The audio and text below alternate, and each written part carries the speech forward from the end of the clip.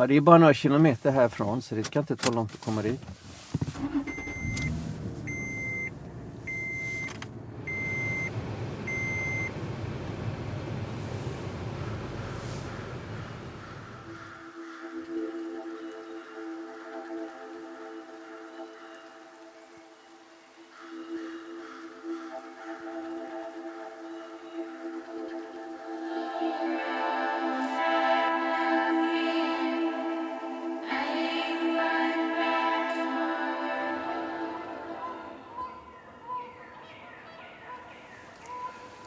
On April 10th, 1974, here in southern Norway, two young men, Torstein and Svein, were driving a car the country road right behind us. Outside of the small town, which was then called Harlog, something mysterious happened. Svein was found in the early morning hours, walking along the road, confused, a little bruised, and with no recollection of what has taken place. The car and Torstein were nowhere to be found. 5 days later, they did find the car in the lake right over here, which is 100 meters away from the country road. And there were no signs of how the car has ended up there. Torstein is still missing to this day.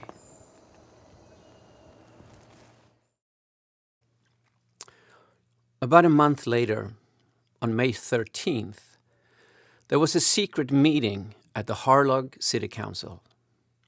A black Volvo 240 with Swedish license plates was parked outside the city hall. And several people reported that the car was spotless, even though the roads around Harlog were all muddy and wet after several days of rain. The next day, the local police was told to discontinue the investigation of the disappearance of Torstein. Later in the summer, on August 16th, there was an official city council meeting where it was decided that the town of Harlog would change its name. Strangely, there was no debate and no protest about the name change, just a unanimous decision. To acknowledge the 50-year anniversary of the mystery in Harlog, the song Harlog 74 has just been released. I remember the big sky that night. We drove down, down, down by your father's house. But there's more to this story. On April 10th, the day of the Harlog incident, Per Dannefjord woke up in the middle of the night in Torslanda outside of Gothenburg, Sweden. Maybe because it was his 10th birthday, but maybe also because he forgot his soccer ball outside the house. Since he didn't want to lose it, he went out to grab it. And for a few seconds, he saw an intense blue light over the Volvo factory about 1.5 miles from his house. Per Dannefjord plays the guitar solo on Harlog 74.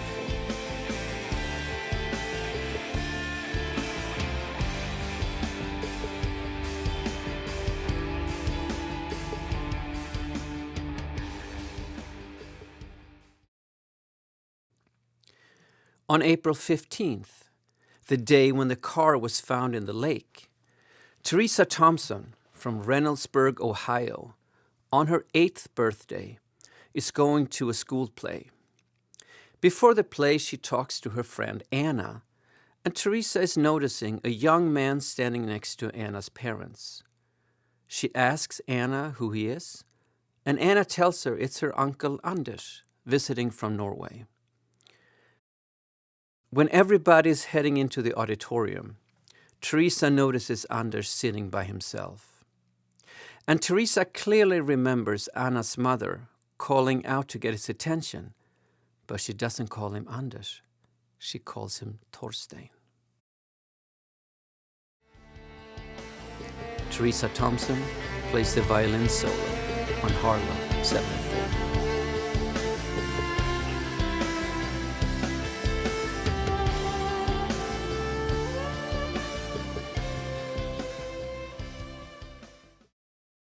On August 16th, the day when Harlog officially changed its name, Jeremy Waybright is celebrating his 5th birthday with his friends in Land Grove, Vermont.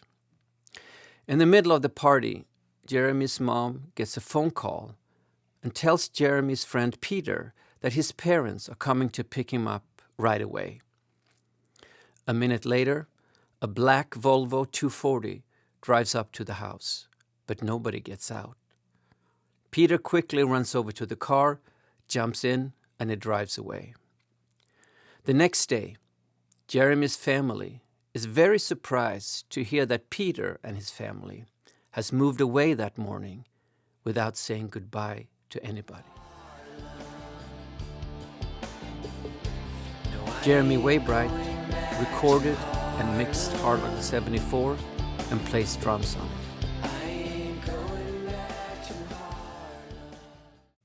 On May 13th, 2004, on the exact day 30 years after that secret city council meeting in Harlog, Isabel Stephen from Cambridge, Massachusetts, has a vivid dream which wakes her up on her 7th birthday.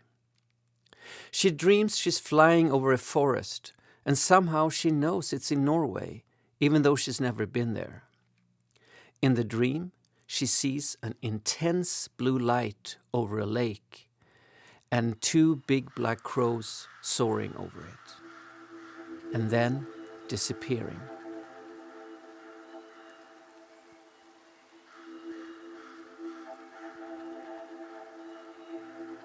Isabel Stephen is singing backup vocals on Harlog 74.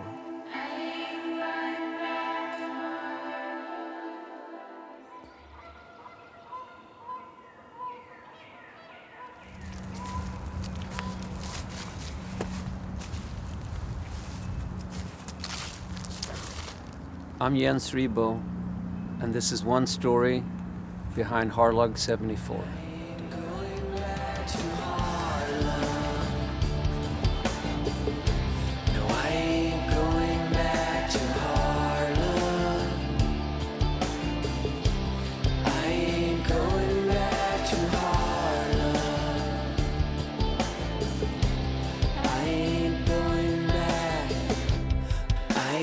Going back to Harlog.